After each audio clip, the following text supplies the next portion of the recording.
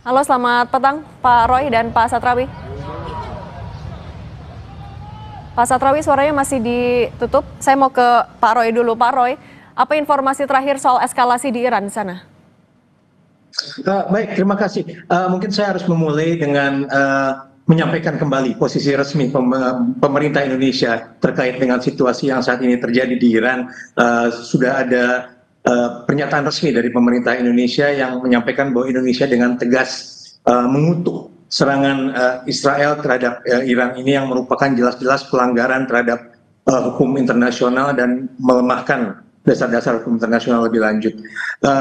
Dan beberapa saat yang lalu Bapak Menteri Luar Negeri juga sudah melakukan komunikasi langsung sekaligus memimpin rapat koordinasi dengan teman-teman yang sedang berada di Kedutaan Besar Republik Indonesia di Teheran untuk mendapatkan informasi terkini di Teheran itu sendiri.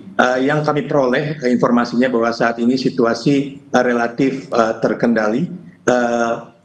Dapat dikatakan bahwa serangan yang terjadi bersifat targeted, jadi bukan sebuah kejadian yang bersifat dengan skala besar, namun tentu saja tetap KBRI dan seluruh keluarga besar KBRI juga terus melakukan outreach kepada seluruh warga negara Indonesia yang ada di Teheran dan Iran pada umumnya untuk melakukan cautious, karena kita belum tahu apa yang akan terjadi selanjutnya dengan situasi yang sangat fluid ini. Tapi sejauh ini sudah ada informasi apakah ada WNI yang terdampak juga, Pak? Saat ini alhamdulillah informasi yang kami terima tidak ada WNI yang terdampak dari insiden kejadian serangan tersebut. Tapi kami terus juga melakukan pemantauan dan melakukan komunikasi dengan simpul-simpul masyarakat Indonesia, bukan hanya di kota Teheran, tapi juga di kota-kota lain yang disinyalir juga banyak kemungkinan adanya serangan-serangan lainnya, dan juga kita melakukan pengecekan dengan kota-kota yang memang banyak warga negara Indonesia tinggal biasanya. Oke, Pak Satrawi, kalau dari analisis Anda, apakah memang motifnya sebenarnya memang untuk penangkalan ancaman nuklir atau justru ada motif lain di belakang itu? Ya, terima kasih. Kalau saya lihat memang isu sekarang ini isu berkaitan dengan ancaman nuklir, terutama karena kita tahu Iran ini sedang berunding dengan Amerika, dan secara politik perundingan itu sebenarnya agak melukai Netanyahu ataupun Israel, karena dilakukan tidak dengan cara ataupun aspirasi seperti yang diinginkan oleh Israel.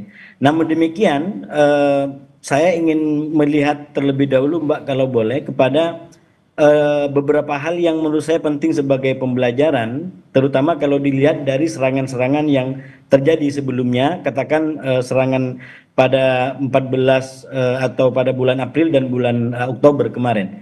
Saya melihat ini ada kesamaan pola secara politik, terutama dari sisi Amerika, di mana serangan seperti ini dilakukan oleh Israel secara sepihak, ya. Kita tahu hari ini juga sama dinyatakan oleh Donald Trump, Presiden Amerika Serikat, bahwa ini tindakan yang sepihak dilakukan oleh Israel. Jadi dengan demikian publik dunia atau Timur Tengah mengecualikan Amerika dari tindakan yang dilakukan oleh Israel. Dan yang kedua, saya melihat tindakan seperti ini secara politik dilakukan oleh Israel dalam situasi yang posisinya Israel, terutama Netanyahu, tidak dalam kondisi yang cukup mengenakkan. Kita tahu di antara Amerika dengan Israel sendiri belakangan berada dalam hubungan yang tidak harmonis, terutama di antara Trump dengan Netanyahu. Minimal yang ditampakkan di depan layar.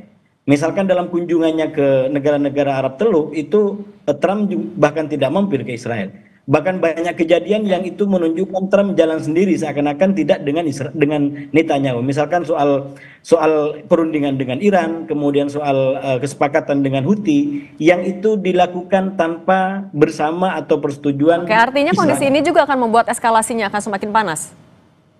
Sebelum ke sana saya ingin mengatakan Israel semacam menggunakan play victim, ya, untuk mendapatkan kembali dukungan terutama di Amerika dan masyarakat internasional. Cuman memang yang sekarang digunakan ini adalah menggunakan isu nuklir jangan lupa bahwa ini yang membedakan daripada krisis sebelumnya. Kalau krisis sebelumnya itu masih ada hubungan, boleh kita sebut sebagai sebab akibat. Ya, Israel diserang oleh Iran maka Israel serang balik. Itu peristiwa pada bulan April ya. Misalkan serangan Iran terjadi 13-14 sebagai balasan kepada yang dilakukan oleh Israel. Sama juga yang di bulan Oktober itu Israel menyerang Iran kurang lebih tanggal 26 setelah Israel melakukan serangan ke Israel pada 1 Oktober. Jadi masih ada hukum sebab akibat di antara serangan menyerang ini. Dan Tapi yang hari itu terjadi itu betul-betul tidak ada hubungan sebab akibat. Jadi ini isunya murni tentang isu nuklir dan keterancaman yang secara sepihak diajukan oleh Israel. Oke, Pak Roy, dengan masih adanya kondisi seperti itu di Teheran, apa arahan khusus dari Kemlu, dari KBRI untuk WNI yang di sana, atau mungkin ada WNI yang akan melakukan perjalanan ke sana? Apa arahannya? Sebenarnya ini sebuah hal yang kami lakukan tidak hanya kepada WNI yang ada di Iran ataupun yang akan melakukan perjalanan ke Iran. Secara umum kami selalu memberikan himbauan kepada seluruh warga negara Indonesia yang akan bepergian ke luar negeri agar juga terus memantau situasi di lokasi, di destination ya.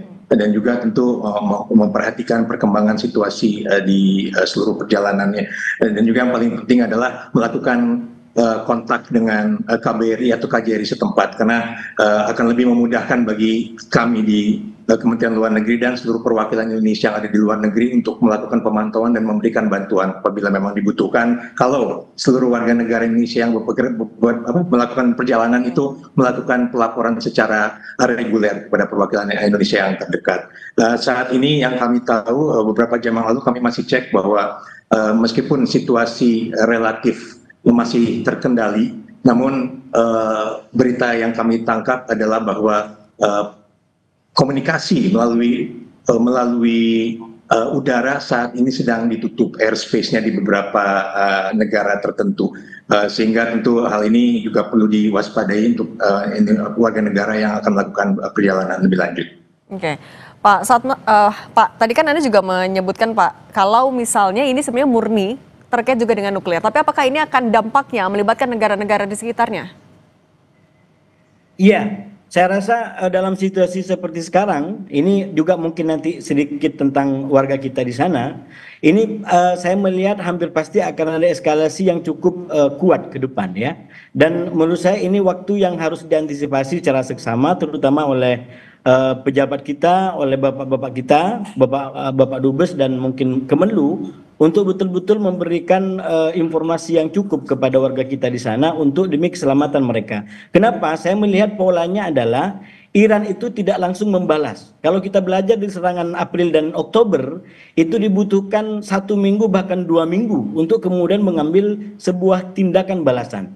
Nah, artinya kalau ini dipraktikkan sekarang, itu mungkin serangan yang betul-betul akan mematikan dan cukup besar, mungkin akan lebih cukup waktu, dan itu artinya akan banyak waktu yang sifatnya menjadi ketegangan bagi kedua belah pihak. Dan di saat itu, di tengah-tengah itu maka menurut saya terutama kedubes kita di sana untuk betul-betul memberikan informasi yang cukup, yang detail kepada warga untuk melakukan apa yang harus dilakukan sehingga tidak membahayakan kehidupan mereka. Saya menduga ini dalam waktu-waktu ke depan akan semakin membesar eskalasinya karena serangannya dibanding daripada yang sebelumnya ini jauh sepertinya lebih besar ya. Ini sampai mengorbankan tokoh-tokoh nuklir bahkan pimpinan-pimpinan militer yang berada di Iran. Jadi ini serangan yang sangat besar dilakukan oleh Israel, dan kalau Iran tidak betul-betul terdampak daripada serangan ini, jadi hampir pasti akan ada serangan balasan yang cukup besar. Terkecuali ini betul-betul fasilitas nuklir dan mungkin senjata Iran terganggu dan terdampak langsung daripada serangan ini, mungkin itu akan membuat serangan balasannya tertunda beberapa waktu atau paling tidak langsung dalam beberapa hari ke depan. Oke, demikian, Oke, Pak Roy, kalau tadi kata Pak Satrawi, ya ini kemungkinan akan lebih besar eskalasinya. Apakah dari Kemlu juga sudah menyiapkan skenario evakuasi untuk kemungkinan terburuk di sana? Sebetulnya sejak bulan Oktober tahun lalu 2024 itu kita sudah mengubah status siaga di Teheran dan Iran keseluruhan itu menjadi siaga 2. Artinya di bawah definisi siaga 2 itu sudah ada langkah-langkah measures tertentu yang kita lakukan dan kita siapkan apabila memang keadaan mengharuskan kita mengambil measures atau tindakan lebih lanjut, termasuk apabila perlu dilakukan atau dimulai evakuasi pada skala tertentu.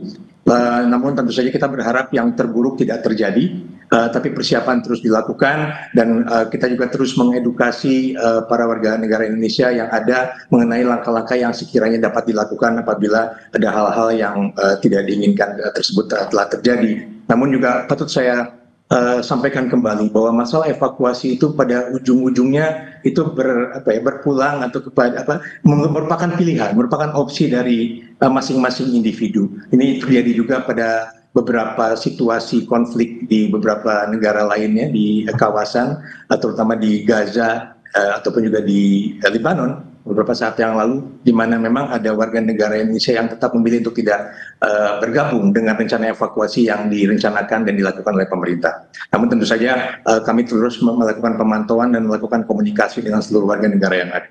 Oke, Pak Roy, tapi apa indikator yang dimiliki oleh Kemlu untuk menaikkan status ataupun juga menerapkan skenario itu, Pak? Tentu ada definisinya yang kami mungkin ada SOP sendiri yang mungkin tidak bisa saya sampaikan secara detail karena terkait juga dengan masalah safety and security. Tapi yang pasti bahwa kita akan selalu memprioritaskan keselamatan dan keamanan dari para individu warga negara Indonesia di luar negeri apabila terjadi hal-hal seperti itu. Jadi memang akan disesuaikan juga dengan assessment ataupun juga pengumuman dari pemerintah setempat, karena bagaimanapun juga kita terus akan berdialog dan berkoordinasi dengan pemerintah yang menjadi host, negara-negara menjadi host dari warga negara tersebut, mengakses bagaimana situasi yang ada di lapangan. Oke, Pak Satrawi, kalau melihat eskalasinya tadi di Iran dan juga Israel, apakah ini akan melibatkan lebih banyak sekutu lagi, baik itu dari Israel maupun juga Iran, atau siapa saja negara-negara yang kemungkinan akan terlibat jika ini tidak segera berakhir?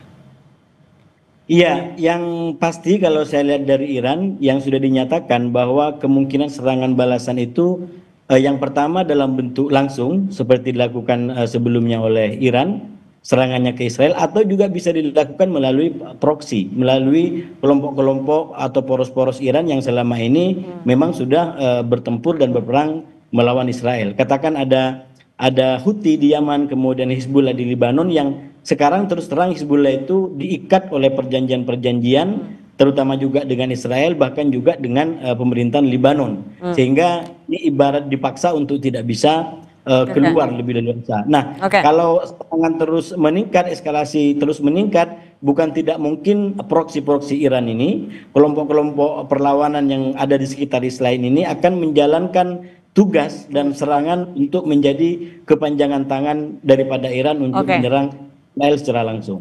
Jadi bisa saya sampaikan mungkin terakhir, Mbak, menurut saya singkat saja, Pak.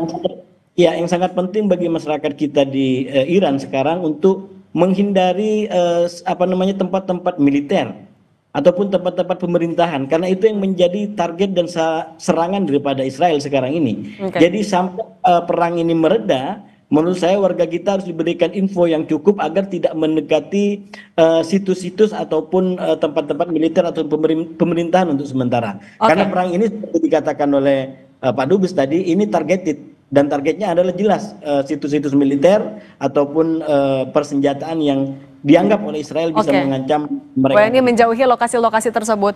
Pak Hasibullah Satrawi dan Pak Roy Sumirat, terima kasih sudah berbagi di Kompas Petang. Sehat selalu.